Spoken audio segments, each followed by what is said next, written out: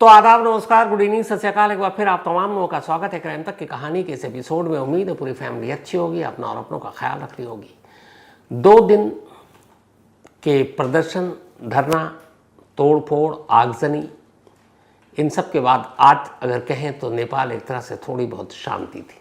उसकी वजह यह है कि अब सेना ने मोर्चा संभाल लिया है और जेन जी से रिक्वेस्ट की है अब शांतिपूर्ण तरीके से बातचीत करें, जो भी आपकी मांग है वो बताएं और बैठकर इस मसले का हल निकालें। जेनजी की तरफ से कुछ डिमांड्स रखे गए हैं। उनमें यह है कि जितने भी करप्शन हुए उसकी जांच हो, जो भ्रष्ट पॉलिटिशियन हैं उनसे रिकवरी कर उसको राष्ट्रीय खजाने में पैसे डाले जाएं, ढंग से चुनाव हो, गरीबी बेरोजगारी दूर करने के लिए उपाय किए जाएं और जब तक चुनाव नहीं होता तब तक एक और एक्स जेनजी जो इस वक्त काठमांडू के मेयर भी हैं, बालेंद्र शाह, इनको एक्टिंग प्राइम मिनिस्टर बनाया जाए। तो अब थोड़ा बहुत मामला सुलझ रहा है और अब बातचीत आगे होगी और उम्मीद यही है कि नेपाल वापस शांति के रास्ते पर लौटेगा और वहाँ की जो लोगों की उम्मीदें हैं, भ्रष्ट नेताओं के भ्रष्टाचार को ख़त्म करना, सभी में बराबरी, वो शायद पूरी हो। आज की कहानी जो मैं आपको सुनाने जा रहा हूँ वो ये है। कल आपको जेनजी के बारे में डिटेल में बताया, लेकिन इस जेनजी के 2 ऐसे चेहरे थे जिन्होंने नेपाल में वो कर दिखाया जो पिछले 17 सालों में नहीं हुआ। ये 2 चेहरे कौन हैं और इन्होंने ऐसा क्या करिश्मा किया था जिसकी वजह से हुकूमतों की चूल्हें हिल गईं? ये पूरी कहानी आपके सामने पेश है। बस इस कहानी को समझने के लिए थोड़ा सा नेपाल को भी समझना ज़रूरी होगा। लगभग 3 करोड़ की आबादी है नेपाल की और नेपाल दुनिया का वो देश है जिसे एक हिंदू राष्ट्र के तौर पर दर्जा मिला हुआ है। 240 सालों तक नेपाल में राजशाही रही, मतलब वहाँ पर शाही परिवार की ही हुकूमत थी, लोग चैन सुकून से रह रहे थे, सब कुछ ठीक था। लेकिन 1 जून 2001 एक राजकुमार ने एक शाही डिनर के दौरान अंधाधुंध गोलियां चलाईं, जिसमें राजा वीरेंद्र, उनकी पत्नी यानी राजकुमारी ऐश्वर्या और बाकी 9 लोगों की मौत हो गई, जिसमें जो प्रिंस थे उनकी भी मौत हो गई और जिस शख्स ने गोली चलाई बाद में उसने खुद को भी गोली मार दी।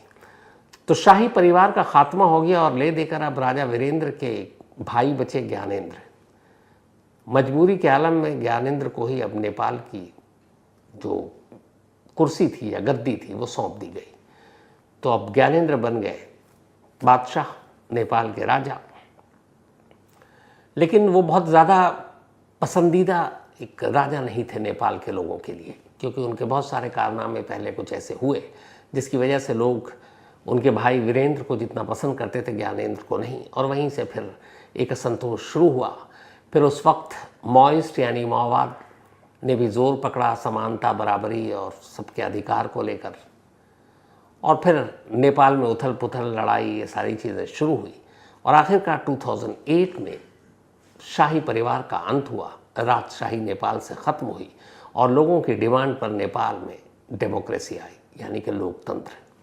2008 में पहली बार नेपाल में फिर चुनाव होता है, चुनी हुई सरकार वहाँ हुकूमत संभालती है। लेकिन नेपाल के लोगों को जितनी उम्मीद थी कि शायद राजशाही का अंत होने के बाद एक डेमोक्रेटिक कंट्री में जिएंगे, खुली हवा में सांस लेंगे, देश तरक्की करेगा, ये उम्मीदें पूरी नहीं हुई। और ये इस तरह से समझ लीजिए कि 2008 से वहाँ डेमोक्रेसी है, यानी कि 17 साल हो गए। लेकिन इन 17 सालों में नेपाल की हालत नहीं बदली, उल्टे इन 17 सालों में 13 सरकारें आई और गई। और इसकी वजह यही थी कि वो जनता की उम्मीदों पर खरा नहीं उतरे। जो भी सरकार आई वही अपना जेब भरने में लग गई। नेपाल की जो बेचारी जनता, मेहनतकश जनता, वो अपने आप को ठगा महसूस करती रही। आज भी नेपाल की इकोनॉमी 28% उन नेपालियों पर से है जो नेपाल के बाहर दुनिया भर के देशों में काम करते हैं। नेपाल के लोगों की मेहनत, उनकी ईमानदारी, वफादारी पूरी दुनिया में जानी जाती है। तो अगर नेपाल के जनता जो बाहर काम करती है, जो पैसे भेजती है फॉरेन करेंसी में, नेपाल की इकोनॉमी का 28% है वो, अगर ये सारे लोग बाहर से लौट आए तो नेपाल की इकोनॉमी तो चरमरा जाएगी। लेकिन उसके बावजूद नेपाल के लोगों के साथ हमेशा नेताओं ने छल किया करप्शन भ्रष्टाचार में डूबे रहे, जनता और गरीब होती गई और नेता का परिवार और अमीर होता गया। आज हर एक नेपाली पर जो पैदा होता है 90,000 रुपये नेपाली रुपए का कर्ज है, क्योंकि नेपाल के ऊपर टोटल इस वक्त लगभग 26.67 ट्रिलियन नेपाली रुपए का कर्ज है। 26.67 लाख करोड़ नेपाली रुपए का कर्ज है। और ये कर्ज नेपाल की जो पूरी जीडीपी है उसका 47% है। यानी जो नेपाल का कर्ज है, जितनी कमाई है उसका आधा तो आपको कर्ज चुकाने में ही निकल जाता है।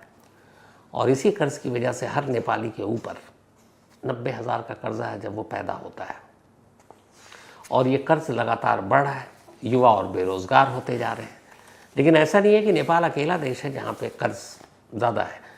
अगर मैं टॉप 5 अपने पड़ोसी देशों की बात करें नेपाल के साथ साथ, तो इनमें जाहिर सी बात है आबादी के हिसाब से सबसे बड़ा देश भारत है।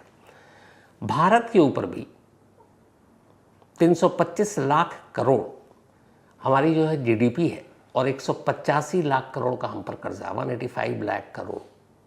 और हर इंडियन पर, हर भारतीय जो पैदा होता है 13 लाख रुपए का कर्जा है।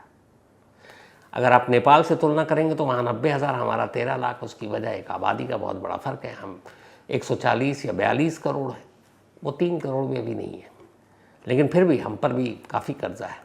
श्रीलंका, इसके ऊपर 29 लाख करोड़ का कर्जा है। यानी हर श्रीलंकाई जो पैदा होता है वहाँ के हर सिटीज़न पर 13 लाख के करीब कर्जा है।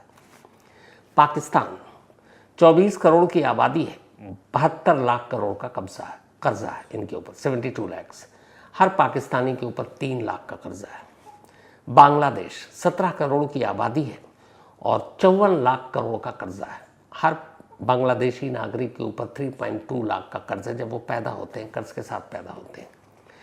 नेपाल, जैसा मैंने बताया कि करीब 3 करोड़ की लगभग आबादी है, 27 लाख करोड़ का कर्जा है और हर नेपाली नागरिक पर 90,000 रुपीज़ का कर्ज है जब वो पैदा होते हैं। तब यही सारी चीज़ें नेपाल में धीरे धीरे युवाओं की बेरोजगारी, जो बाहर काम करते हैं उनसे देश की इकोनॉमी चल रही है। कृषि के नाम पे बहुत ज़्यादा कुछ है नहीं।